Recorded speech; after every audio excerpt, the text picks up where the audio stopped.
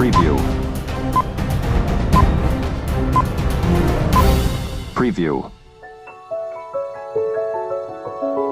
काम करते रहे, हमारे ऊपर ये सारी पॉलिसी लाते रहे। उसी तरह मोदी जी भी अपना कैंपेन करते रहे और उसी दौर में 5 हवाई अड्डों को बेच दिया और ये हमारा एजुकेशन बेच रहा है। ऐसे दौर में जब इलेक्शन हो रहा है तो इन लोगों को एक्सपोज करने की जरूरत है। ये जो आरएसएस बीजेपी के लोग हैं, हमें जो नेशनल एंटी नेशनल का डिबेट सिखा रहे हैं, हमें नेशनल बनने की बात बता रहे हैं, हम उनको कहना चाहते हैं कि हमारे जैसा लोग, हर एक इंसान हर एक घर में होता है, जो जेएनयू आने का सपना देखता है, जो पढ़ने का सपना देखता है, एक अच्छे भारत बनाने का सपना देखता है। उनको ये बताना चाहेंगे कि मोदी जी है तब मुमकिन नहीं है, शिक्षा है तब मुमकिन है।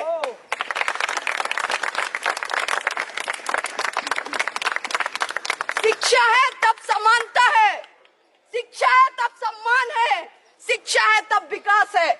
ये सारी चीजें उनको समझानी पड़ेंगी। आपको लग रहा है कि बिना एजुकेशन का डेवलपमेंट हो सकता है? नहीं हो सकता है। आपको लगता है कि नौकरी पकौड़े तलना, आपके लिए साइबर सेल में काम करना ये नौकरी है, तो हम नहीं मानते इसको नौकरी। नौकरी वही होती है जो ऐसा प्रोडक्शन हमें कराए ताकि इस देश को आगे लेके जाए, ना कि हिंदू मुसलमान में लड़ाए। गलत गलत वीडियो डाल के आप दंगे करवा लीजिए पूरे देश में, लेकिन ये देश आपको एक्सपोज करेगा, बोलेगा कि आप ये जो फॉल्स डाइकोटमी क्रिएट कर रहे हैं, इंटरनल एनिमी तब से किए जा रहे हैं। हम पूछना चाहते हैं और हम ये बताना भी चाहते हैं कि इस देश का अगर इंटरनल एनिमी कोई है तो ये आरएसएस के लोग हैं।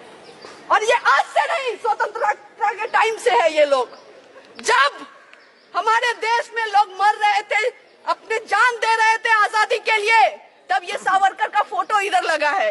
ये लोग ही ब्रिटिशर्स को लेटर लिख रहे थे कि हमें माफी दे दीजिए, और अभी ये बोल रहे हैं कि मृत्युंजय जीतेगा या फिर मृत्यु जीतेगा या सावरकर।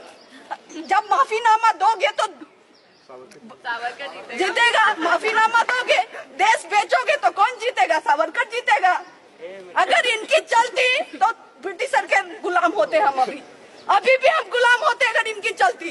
और इसीलिए फिर से एक बार ये दौर आ गया है कि एक ऐसे लोग हैं जो फिर से हमें गुलाम करना चाहते हैं, जो देश को बेचना चाहते हैं अलग अलग तरीकों से। हवाई अड्डे बेच दिया, लाल किला तक बेच दिया, लाल किला।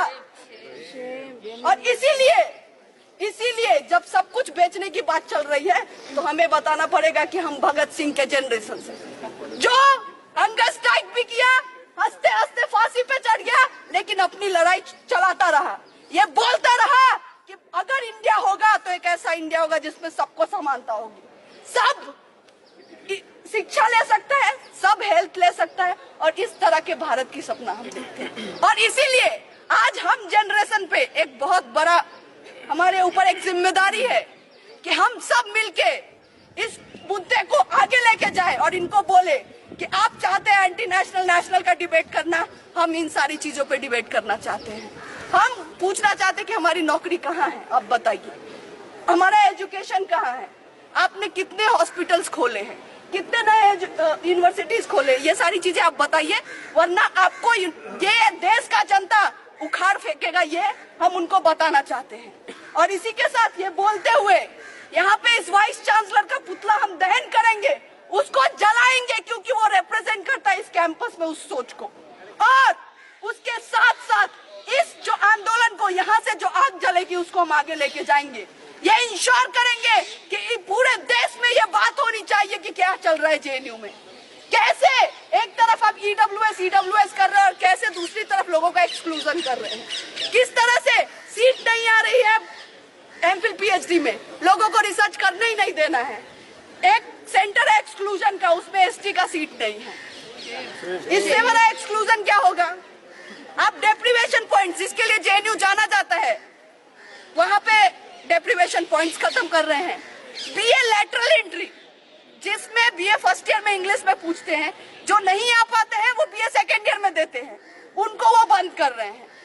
और तब कर रहे हैं जब पूरा एसएल बोल रहा है कि हमें बीए लैटरल एंट्री का एग्जाम चाहिए। ऐसे दौर में जब ये सारी चीजें कर रहे हैं तो हमें ये समझना पड़ेगा कि हमारा जो एनिमी है उसको अब उखाड़ फेंकना है हमें।